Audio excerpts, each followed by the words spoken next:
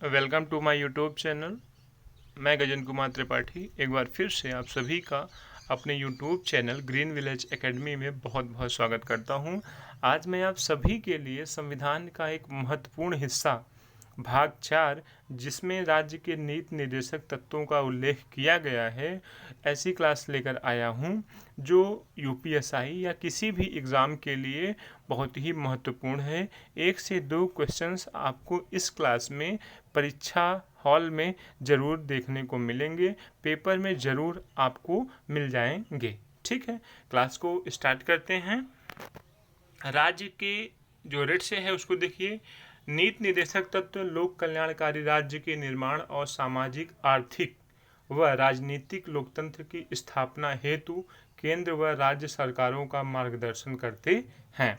ठीक है, लोक कल्याणकारी जिसमें सबका कल्याण हो सके, सामाजिक लोकतंत्र जिसमें समाज में किसी के साथ भेदभाव न हो सके, आर्थिक लोकतंत्र, ठीक है, जो इनकम है, जो आय के साधन हैं, उन पर सबका अधिकार हो सके, आय में असमानताएं न हों, राजनीतिक लोकतंत्र, राजनीतिक लोकतंत्र का मतलब राजनीति में हर व्यक्ति हिस्सा ले सके। ऐसा नहीं कि राजनीति में किसी विशेष वर्ग या जाति का वर्चस्व हो। ठीक है, तो ऐसी कल्पना संविधान निर्माताओं ने की, इसलिए संविधान के भाग 4 में नीति निर्देशक तत्वों का उल्लेख किया है।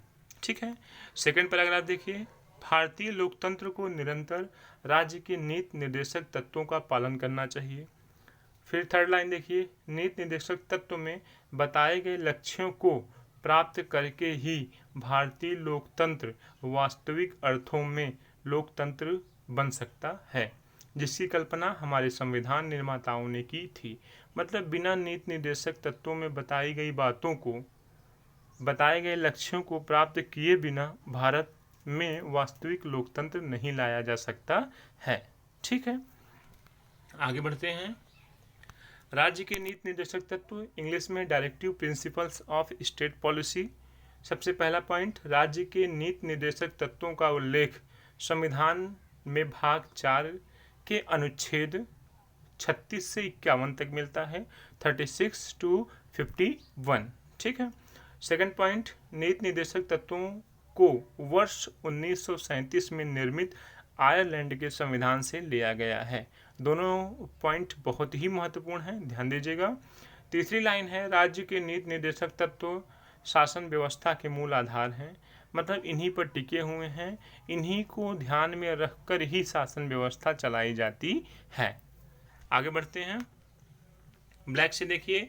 संविधान सभा के संवैधानिक सलाहकार BN राव ने इस बात की संस्तुति की थी कि व्यक्तियों के पास 2 प्रकार के अधिकार होने चाहिए, एक न्यायोचित और दूसरा गैर न्यायोचित। गैर न्यायोचित का मतलब गलत से मत लगाइएगा। ठीक है, गैर न्यायोचित का मतलब जिसका उल्लंघन होने पर हम दलील अपनी कोर्ट में नहीं दे सकते हैं, कहीं FIR नहीं कर सकते हैं, या कोर्ट का दरवाज़ा नहीं खटखटा सकते हैं।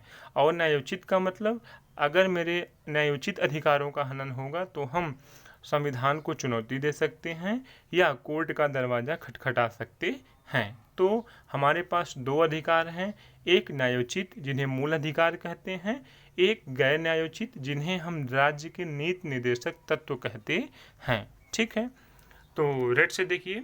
इस सलाह को प्रारूप समिति ने स्वीकार कर लिया। प्रारूप समिति का मतलब डॉक्टर भीमराव अंबेडकर जी। ठीक है, और मूल अधिकारों को भाग 3 में न्यायोचित अधिकार के रूप में और निर्देशक तत्वों को भाग 4 में गैर न्यायोचित अधिकार के रूप में संरक्षित किया। याद रखिएगा, अगर क्वेश्चन पूछे यहाँ से क्वेश्चन बन सकता है कि भारतीय संविधान सभा की संवैधानिक सलाहकार कौन थे, तो BN राव, या राज्य के नीति निर्देशक तत्व किस प्रकार का अधिकार है, न्यायोचित, गैर न्यायोचित, दोनों, या इनमें से कोई नहीं, तो आप क्या लगाएंगे, गैर न्यायोचित।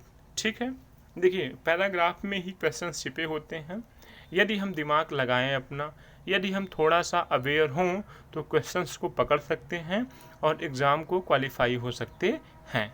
ठीक है, एग्ज़ाम क्वालिफाई कर सकते हैं और अपने फ्यूचर को हम ब्राइट कर सकते हैं। बस थोड़ा सा जागने की ज़रूरत है ना। या तो आप आलस्य में सोते रहिए, भविष्य को बेकार करिए या तो थोड़ा सा उठ करके मेहनत करिए और फिर आराम से सोइए। ठीक है, क्लास को आगे बढ़ाते हैं। रेड कलर से देखिए, नीति निर्देशक तत्व की सूची में 3 महत्वपूर्ण बातें हैं। मतलब जो नीति निर्देशक तत्व हैं उनकी 3 महत्वपूर्ण बातें, ठीक है, उनका उद्देश्य क्या है, उनका लक्ष्य क्या है, वो बातें हम करते हैं। सबसे पहला, वह लक्ष्य एवं उद्देश्य जो एक समाज के रूप में नागरिकों द्वारा स्वीकार किए जाने चाहिए। मतलब कुछ ऐसे लक्ष्य हैं जिनको समाज के व्यक्तियों द्वारा स्वीकार कर लिया जाना चाहिए। ऐसे लक्ष्य कहाँ हैं? नीति निर्देशक तत्वों में। ठीक है, जो नीति निर्देशक तत्व हैं वो बहुत बड़े नहीं हैं, बहुत बड़ी चीज़ नहीं है। 17 नीति निर्देशक तत्व हैं जिनको आप आराम से गूगल पे जाकर के या किसी किताब में जाके आप पढ़ सकते हैं। ठीक है, देखिए दूसरा पॉइंट देखिए, वे अधिकार जो नागरिकों को मौलिक अधिकार के अतिरिक्त प्राप्त होने चाहिए। देखिए कुछ ऐसे अधिकार हैं जिन्हें हमें चाहिए ही चाहिए, ठीक है, जिन्हें मौलिक अधिकार कहते हैं। लेकिन कुछ ऐसे अधिकार हैं जो हमें ना मिले तो भी काम चल जाएगा, लेकिन मिलना चाहिए। ठीक है, मिलना चाहिए, ये ज़रूरी होते हैं, लेकिन बहुत ज़रूरी नहीं है कि ये हमें नहीं मिले तो हम कोर्ट का दरवाज़ा खटखटाने लगें। नहीं, मूल अधिकार ये नहीं है। हाँ, ये इसलिए संविधान में रखे गए हैं। ध्यान से सुनिएगा कि नीति निर्देशक तत्वों को संविधान में इसलिए रखा गया है कि आगे चलकर हम इन्हें मूल अधिकार बना सकें। ठीक है, अभी आप क्लास में देखेंगे कि एक पॉइंट है जो नीति निर्देशक तत्व में था, अब उसे मूल अधिकार में जोड़ दिया गया है। तो नीति निर्देशक तत्वों का एक लक्ष्य है अपना रूप परिवर्तित करके मूल अधिकारों में लिखित हो जाना, मूल अधिकारों में मिल जाना। ठीक है, मूल अधिकारों का रूप ग्रहण कर लेना, आप कह सकते हैं। ठीक है, तीसरा पॉइंट देखिए, वे नीतियाँ जिनका पालन सरकार द्वारा किया जाना चाहिए, है ना।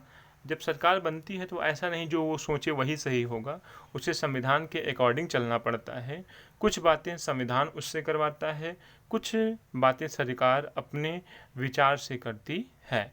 तो कुछ विचार या कुछ नीतियाँ ऐसी हैं जो संविधान में लिखी गई हैं, जिसको मानना हर एक सरकार के लिए बाध्यकारी होता है। ठीक है, ब्लू से देखिए, डॉक्टर भीमराव अंबेडकर ने कहा नीति निर्देशक तत्व आर्थिक लोकतंत्र की स्थापना करते हैं।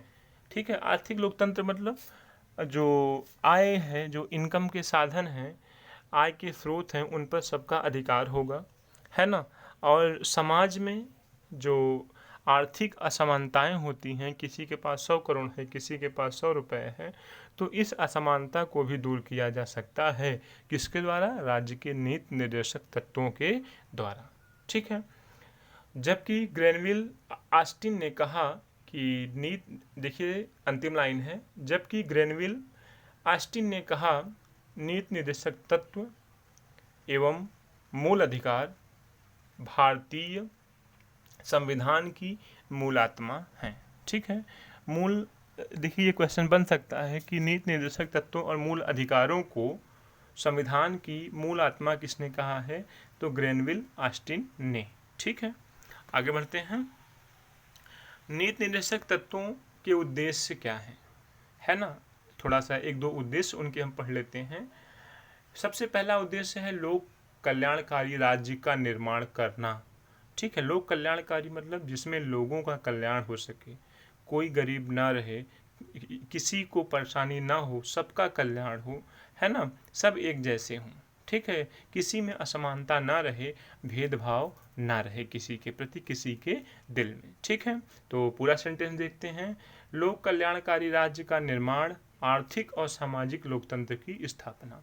आर्थिक का मतलब जो मैंने अभी बताया, और सामाजिक का मतलब समाज में एक समान व्यक्तियों का अधिकार हो। ठीक है, जितना अधिकार मंदिर में ब्राह्मण का जाने का है, उतना ही अधिकार क्षत्रिय वैश्य शूद्र का भी होना चाहिए। ठीक है, सेकंड स्टार देखिए, नीति निर्देशक तत्व समाजवाद, गांधीवाद और व्यक्तित्ववाद का सृजन करते हैं। समाजवाद क्या है? जो समाज के लिए बातें की गई हों। गांधीवाद क्या है? गांधी की विचारधाराएं गांव से थी, है ना। जैसे अनुच्छेद 40 में ग्राम पंचायतों का गठन करने के लिए कहा गया है। ठीक है, तो ये गांधीवादी नीति निर्देशक तत्व हो गए, है ना। कुछ ऐसे हैं जो व्यक्तित्ववादी हैं, जो बुद्धिजीवी वर्ग के लिए हैं। ठीक है, तो हम कह सकते हैं कि नीति निर्देशक तत्व को हम 3 हेडिंग में बांट सकते हैं। सबसे पहली हेडिंग समाजवाद, दूसरा गांधीवाद और तीसरा उदार बुद्धिजीवी या व्यक्तित्ववाद के रूप में कह सकते हैं। ठीक है, नोट पॉइंट देखिए, नीति निर्देशक तत्व की उपेक्षा होने पर न्यायालय में चुनौती नहीं दी जा सकती है। डबल स्टार देखिए, नीति निर्देशक तत्व वे संवैधानिक लक्ष्य हैं जिन्हें हमें प्राप्त करना है और उन्हें मूल अधिकारों में परिवर्तित करना है। अभी कुछ समय पहले मैंने यही बात कहा कि नीति निर्देशक तत्वों का जो उद्देश्य है मूल अधिकारों का रूप ग्रहण करना है। एक उदाहरण देखिए, नीचे लिखा गया है, 14 वर्ष तक के बच्चों को निःशुल्क और अनिवार्य शिक्षा की व्यवस्था नीति निर्देशक तत्व में था। ठीक है, पहले ये जो 14 वर्ष तक के बच्चों को निःशुल्क व अनिवार्य शिक्षा थी, ये नीति निर्देशक तत्व का हिस्सा था। परंतु 86वें 86 नंबर का जो अधिनियम आया, संविधान संशोधन अधिनियम आया, वर्तमान में यह अनुच्छेद 21A में मौलिक अधिकार बन गया है। मतलब जो 14 साल के बच्चों को निःशुल्क और अनिवार्य शिक्षा अभी तक नीति निर्देशक तत्वों का भाग था, अब उसे 21A में मूल अधिकारों के रूप में संविधान में जोड़ दिया गया है। ठीक है, देखिए ये नीति निर्देशक तत्व मूल अधिकारों में परिवर्तित हो गए। ठीक है, यही इनका सबसे मेन उद्देश्य है। आगे बढ़ते हैं। नीति निर्देशक तत्वों के प्रकार, अनुच्छेद 36 से 51 तक 17 निर्देशक तत्व हैं। 17 नीति निर्देशक तत्व हैं। ठीक है, अनुच्छेद 39 का, 43 का और 48 का वर्ष 1976 में 42वें संविधान संशोधन अधिनियम द्वारा जोड़े गए। याद रखिएगा, एग्ज़ाम की दृष्टि से ये बहुत महत्वपूर्ण इम्पॉर्टेंट है कि आप देखिए 42वें संविधान संशोधन में नीति निर्देशक तत्वों में किन अनुच्छेदों को जोड़ा गया।